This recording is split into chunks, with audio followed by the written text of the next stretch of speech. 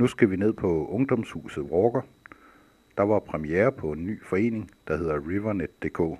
Foreningens formål er at støtte musikere, og den dækker hele landet. Der var mødt 3 bands op på Walker: Benjamin Nybo, Claus D. Band og Judas Kiss. Vi starter lige med et interview med 2 af bagmændene bag foreningen.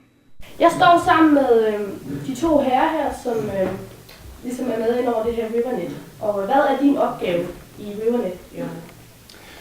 Jeg står for, indtil videre har jeg stået for udvikling af nye idéer, netværk og kontakt til medier og musikere og sådan noget. Jeg har stået for en del af det arbejde selv.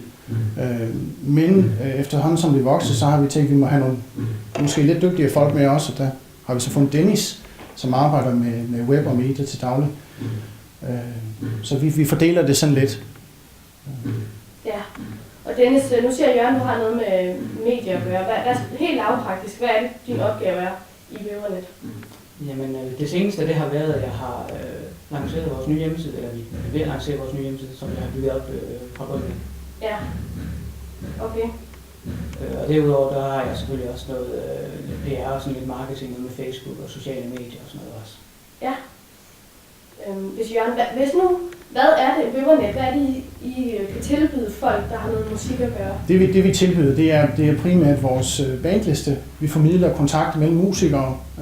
Vi tilbyder billige EP-indspilninger, album, singler også. Vi har lavet faste aftaler med studier fra Bornholm til Aalborg.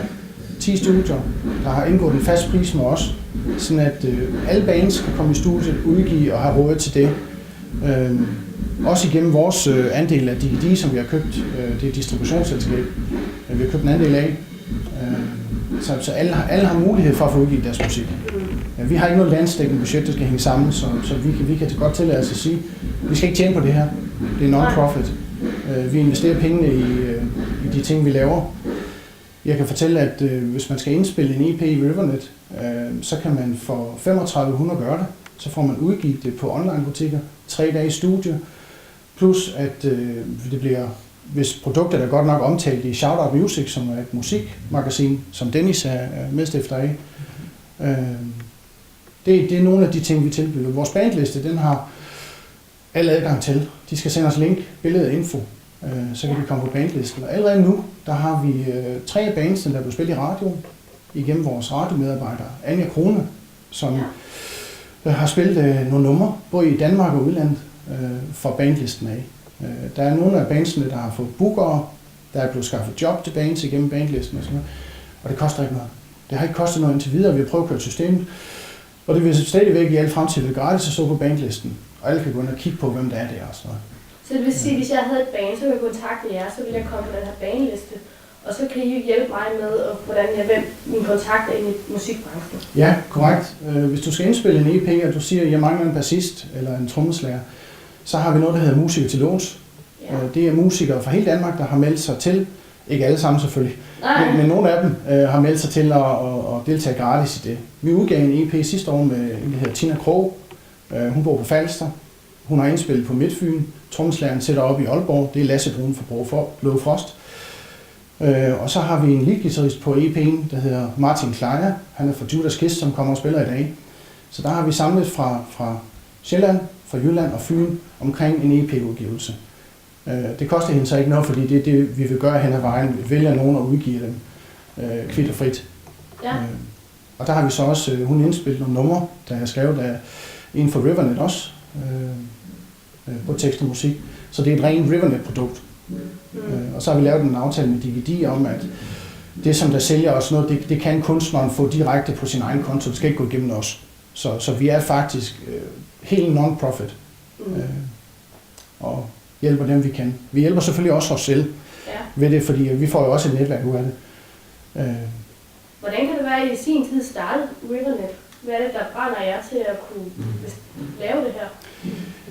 Jamen, jeg startede det i oktober 2012, fordi at det gik op for mig, jeg har tænkt ude på sofaen, ikke? Og så må jeg have drømt et eller andet sindssygt, ikke? Fordi da jeg vågnede, så tænkte jeg, det gør jeg det her, jeg laver et netværk, jeg kender studier, jeg kender musikere og sådan noget, ikke? Og så kontaktede jeg nogen, jeg kendte og sådan noget, og der var ikke rigtig nogen, der tænkte, det kan ikke blive til noget det her og sådan noget.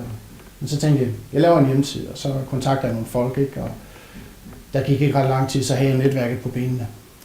Og så har vi så fået et studie med, som donerer sit arbejde for de musikere, som er interesseret. Og Dennis, som sagt, og det er vi tre, vi er kernen omkring det. Der er nogle andre medlemmer også, selvfølgelig, og nogle andre bestyrelsesmedlemmer, men det er ikke nogen, der deltager i det. De støtter bare omkring projektet, fordi de synes, det er fornuftigt, og det er rigtig godt. Det er lidt imod det der X-faktor-kultur. Det betyder ikke, at vi er dårlige musikere. Det betyder bare, at I tager nogle, man måske ikke er det, man ser på skærmen, at den der stiller ved X-faktor. Det er et andet niche, måske, eller hvordan? det ved jeg ikke. Altså, vi har jo lige nu, der har vi samarbejdet med Ann og Steve Cameron, S.A. Camerons søn, som mange kender ham som. Deres booking og management, de har overtaget flere bands fra vores bandliste, taget dem ind over for dem selv. Okay. Og vi har noget samarbejde med Thomas Rubin fra Leading Sound Orchestra, som er backing for mange af de store navne herhjemme. Så vi spænder allerede fra de store navne til de små. Ja. Så det går ret stærkt. Det er et godt koncept, vi har, og det er noget, som folk bakker op om og siger, at det er der måske brug for. Ja. Men hvad med dig, Dennis? Hvordan kan det være, at du vil starte med at være ind i det her? Jamen det startede egentlig med, at jeg kom ind som sangskriver. Jeg spiller selv musik, men jeg kunne ikke rigtig ligesom komme videre. Altså jeg kan også skrive nogle sange derhjemme, men jeg mangler også et bane. Så det var ligesom en vej ind, og så kom jeg til at snakke med Jørgen omkring hjemmeside. Nu arbejder jeg med det til dagligt, så tænker jeg, jamen der kunne man måske godt optimere lidt her. Så det var så mit første skridt ind i det, var simpelthen at arbejde med hjemmesiden. Så det vil sige, i sin tid, der kontaktede du Jørgen, og ville egentlig gerne have noget hjælp til din egen musik. Og så efterhånden, så kunne du tilbyde nogle andre ting i musikken, så kunne du hjælpe med noget hjemmeside, fordi du har noget erfaring for det. Ja, lige præcis. Også fordi jeg kan se, det er en knaldgod idé, han har fået. Netop fordi jeg selv har stået i det her, så kan jeg se, at jamen, jeg er jo ikke den eneste, der har brug for det her. Så det var min vej ind. Ja. Nu læser jeg på jeres hjemmeside, at I også bidrager til noget velgørenhed. Ja. Vi har doneret 10% af vores medlemskontingent til Børns Vilkår og til Frelste Teater. Det er noget, som vi har gjort op til dato. Ja. Hvis jeg som musiker gerne vil kontakte jer, hvordan sker det? Jeg kan skrive en mail til jer. Ja, du går ind, og så sender du til salg@rivernet.dk. Nu hedder det salg-forening. Jeg skulle måske have kaldt det info eller sådan noget i stedet for, men nu er det så fastlagt, at det hedder det ikke også. Og så sender man link, info og billede til sit musik, så man kan høre det, og uanset hvordan det lyder, så kan I komme på bandlisten. Men selvfølgelig, dem der går ind og kigger på vores bandliste, de sorterer selvfølgelig i, hvor gode er folk. Og på et tidspunkt, hvis vi ryger op på, lad os sige, der er 1000 bands, ikke? Og det kommer det nok aldrig op på, men så er vi selvfølgelig nødt til at graduere lidt, sådan at der er ingen, der har tid til at sætte og kigge det igennem. Og man er selvfølgelig også velkommen til at skrive, som ikke er et band, men bare selv sidder med en sangskriver, eller en guitarist, eller en bassist, eller en musiker på anden vis, så er man også velkommen til at kontakte os og være med på den måde. Og tilbyde f.eks. sin hjælp til, når andre skal indspille. Ja, vi har en sangskriver, der hedder Sarah Jacqueline Refstrup, hun bor i Sønderjylland. Hun har leveret nogle tekster til nogle musikere også. Altså kun tekst. Så man kan sige, at hvis folk kan skrive tekst, så kan vi bruge det. Kan de skrive musik, så kan vi bruge det. Kan de begge dele, kan vi også bruge det. Og er du musiker, vil lægge til studieoptagelser og sådan noget. Altså, vi kan bruge det hele. Og så kan folk selv vælge, og hvis de ikke kan lide den stil, så kan de jo bare sige nej tak. Ja. Har I også brug for, jeg tænker på noget fotograf eller andre, eller er det kun musik egentlig? Altså, vi vil gerne sådan kunne tilbyde hele pakken på en eller anden måde, det er derfor vi samarbejder faktisk både med fotografer og med nogen, der kan lave video, nogen, der kan lave grafik, så det er også derfor, som Jørgen siger, så vi faktisk tilbyde hele pakken, indspilning og cover til CD'en og tryk af CD'en og så videre med alle de aftaler, som Jørgen har været ude at hente ind. Vi har aftalt med Tasselfoto.dk. De har på nuværende tidspunkt 25 rigtig gode fotografer fordelt over hele landet. De er her også i dag, der er 2 fotografer. De kommer gratis ud og tager billeder til events. Selvfølgelig sorterer de lidt i det, hvor vigtigt er det, og hvor meget tid har vi og sådan noget. Men der kan man bagefter bands kan gå ind på deres hjemmeside og hente billederne gratis. De skal bare nævne, hvem der har taget dem. Ja. Og det er et rigtig godt tilbud også. De kører samme koncept som Rivernet gør. Vi fokuserer på musik, de fokuserer på billeder. Så vi kan tilbyde for 3500, så kan de indspille en EP, vi kan udgive det, vi kan lave en pressemeddelelse, vi kan få det omtalt i musikmagasin, vi kan få taget billeder og sådan noget. Og hvis der er 5 mand i et band, det bliver ikke billigere. Og som sagt, vi er ikke sat i verden for at lave penge på det. De 3.000, som der ryger til studiet, det er til studiet. Det er ikke til os. Nej, det er måske meget vigtigt at sige, at vi vil bare gerne være dem, der skaber netværket, dem, der kobler de musikeren her sammen med sangskriveren her, og så bliver det så til en helhed på en måde. Vi vil ikke gå ind og lave det for dem som sådan, eller gøre noget. Vi vil bare gerne formidle kontakten. Den første udgivelse, vi havde, det var JVK Band, der indspillede en single, der hed Kom ind i kampen. Den er også på vores gratis demo-CD i dag. De indspillede i Simpel Studio over i Tostrup. Det er en af de studier, vi samarbejder med. Så det er sådan, de bor på Sjælland, ikke? Og det er alligevel, vi er på Fyn, ikke? Ja. Altså det fungerer i helt andet, det der. Men så vil jeg sige tak for en lille snak med jer, Frost. Så tak.